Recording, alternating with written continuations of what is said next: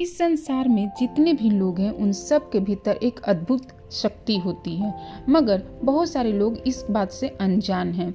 तुम्हारी शक्ति तुम्हारे ही भीतर है। आइए इस बात को समझते हैं एक छोटी सी स्टोरी से। हिमालय के तलहटी में एक गांव था। गांव बहुत ही खूबसूरत और खुशहाल था। नाम था मानिकपुर। गांव में ही एक लड़का था आरव, जो हमेशा दुखी रहता था और वह यह सोचता था कि मैं जिंदगी में कुछ नहीं कर सकता। आरव को हमेशा यही लगता था कि उसके अंदर कोई भी गुण नहीं है।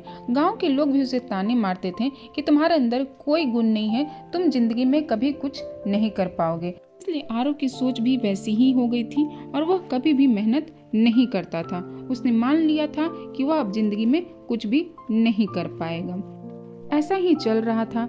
कुछ समय के बाद गांव में जोरदार आंधी तूफान आया और बहुत तेज बारिश होने लगी। आसमान में बादल फटने लगे थे, बिजली कड़क रही थी। गांव का इलेक्ट्रिसिटी भी कट गया। पेड़ टूट टूट कर सड़कों पे गिरने लगे। शहर से गांव का जो रास्ता था वह पूरी तरह से ब्लॉक हो गया था। अब गांव वाले डर रहे थे कि वो गांव में बुरी तरह से फंस गए हैं। बादल फट रहे हैं, बिजली गिर रही थी और जोरदार बारिश हो रही थी। अब उन्हें समझ नहीं आ रहा था कि ऐसे में वो क्या करें, क्योंकि वह अब शहर की तरफ भी नहीं भाग सकते थे।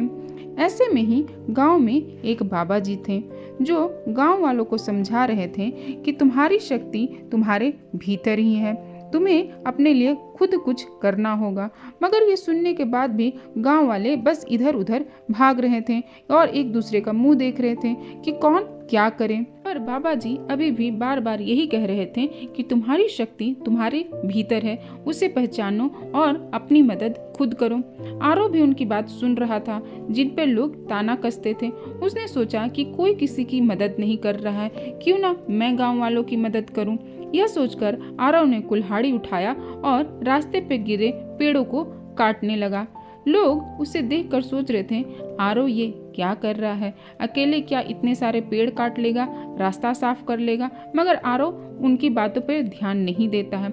वह सोचता है चाहे कुछ भी हो जाए, मैं तो पेड़ काटूंगा ही और रास्ता साफ करूंगा ही। और वह पेड़ काटता रहा। कुछ देर तक तो गांव वाले आरव को देखते रहते हैं कि क्या आरव अकेले ही रास्ता साफ कर लेगा। मगर थोड़ी देर के बाद उनको ऐसा लगता है कि हम सबको भी कोशिश करनी चाहिए, हम सबको अपनी मदद खुद करनी चाहिए। यह देखकर गांव के बड़े बुजुर्ग, बच्चे, औरतें और जवान आकर रास्ता साफ करने लगते हैं।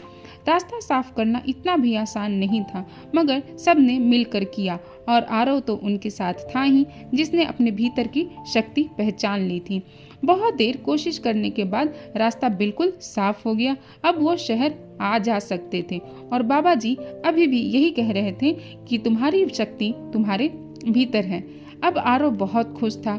गांव वाले उसे देखकर बहुत खुश थे और सब उसकी तारीफ कर रहे थे कि आज अगर आरव अपने भीतर की शक्ति नहीं पहचानता तो हमें भी यह प्रेरणा नहीं मिलती कि असली शक्ति हमारे भीतर ही है, हमें बस उसे पहचानना है। तो चैंपियंस, इस कथा का सार यह है कि हमारी शक्ति हमारे भीतर है। जरूरत है उसे आरव की तरह पहचानने की, कोशिश करने की, अपनी शक्ति के साथ काम करने की। हम सब जो चाहे वह पा सकते हैं, बस अपनी शक्ति को पहचानिए। अगर आपको यह कथा पसंद आई हो, लाइक करिए, कमेंट करिए, शेयर करिए। धन्यवाद।